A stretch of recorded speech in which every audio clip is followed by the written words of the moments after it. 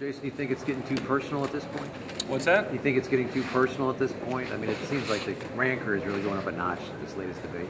I think, 27 days out or whatever it is, the national environment is getting, ramped up. The Senate races, the congressional races everywhere. I just think it's getting close to the election. People realize it's a very important election cycle, and so I think you're going to have people loudly and proudly state their positions and try to make sure that good things happen. I think the debates have accomplished anything. Absolutely. I wish there were more of them. I think that the debates have been good. I wish there was a little bit more opportunity for somewhat longer answers and some back and forth because, I really think that these are really good questions. I think that they deserve substantive answers, and sometimes you get a little crunch. But I would do anything I could to do more debates. Paula and I have actually participated in some additional debates. Bill hasn't been involved in them, but I know the invites are out there, and I'm sure there'll be more. A lot of the back and forth tonight involved the personal attacks and retorts, not so much on policy necessarily. How are you going to, from this point on, elevate that conversation to focus on policy? Because from here on out, people have to vote based on policy, not personal attacks. Well, I think that how you act as a person often will influence your policies, and I'm just not going to stand on stage and have someone say things about me that aren't true. Especially policy-oriented issues that just flat out aren't true, and especially when they know that they're not true. So, we hope it's a positive campaign. We hope it's a very substantive campaign where the meat of the issues can really be fleshed out. We can talk about these things, but, I'm not going to have somebody stand up there and say things that you guys in the media know aren't true.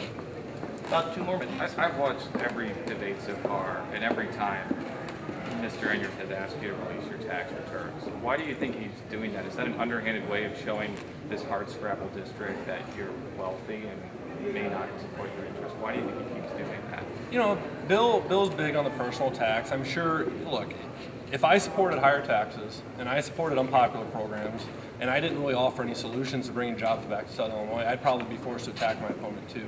But I just have to point out the hypocrisy in the argument. Bill's going to question me on that issue when he is taking campaign contributions from numerous people that haven't shown their tax returns. And I'm dead serious. On Sunday, Jan Schakowsky, the most liberal member of Congress, as numerous nonpartisan groups have pointed out, whose husband went to jail for check kiting, tax charges, you name it, who hasn't shown her tax returns, is coming in to do a fundraiser for the guy. Without showing your tax return, he's gonna accept those checks, and he's gonna accept those contributions with a smile. And the hypocrisy is overwhelming to me. Without showing your tax return, you've championed one of the solutions to the economy is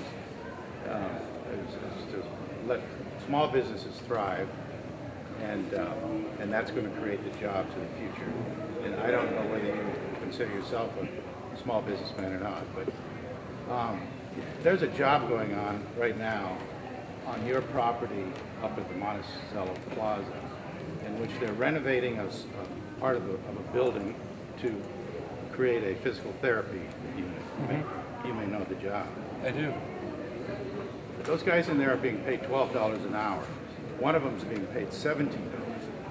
Now, is that the kind of jobs that you want to promote? Well, I know you're with the Labor Tribune, but you need to get your facts right. That's absolutely not true. I've got several jobs going on that employ numerous union members. So for you to make an accusation like that's absolutely ridiculous. Well, that's what they told us. Well, you should check your Their contractor facts. told us. Whose contractor? Their contractor. Whose contractor? It's our job, right? Right. So wouldn't you have to come to me, or who are you going to? The guy's on the job. No. They went back there to pick up some tools, and then they get riled up, and they get attacked by people. That's ridiculous. The fact of the matter is, we've got numerous jobs going on that employ a lot of people. Do you provide health insurance for those workers? Pardon me? Do you provide everybody that works for me, everybody that works for our family business gets profit sharing, 401k, health insurance, and all of those projects. But what about the contractors you have? Does anybody else have any questions? Pass, share the load. Do you think, Final question. in your, attacking you about your lead support for Ryan, do you think that's a fair stance he's taking? I mean, Look, if you're not going to be honest with people when you're asking for their vote, how are you going to treat them if you're in office? You know, he knows I've never endorsed that. He's got these camera guys that follow me around, and they videotape everything I've said. And they've got numerous hours of videotape of me talking about the pros and the cons of the Ryan plan. And they take one example, and they try to take it out of context, and they pretend like I endorsed something I never endorsed. That's just flat out dishonest. If you don't endorse it, as you said repeatedly, is it fair to say that you don't That outright reject it? Was the final question, so I'm going to have to thank you, and thank you, Mr. Plummer. And The next plan we'll doesn't bring in exist anymore. Mr. You Henry. know, so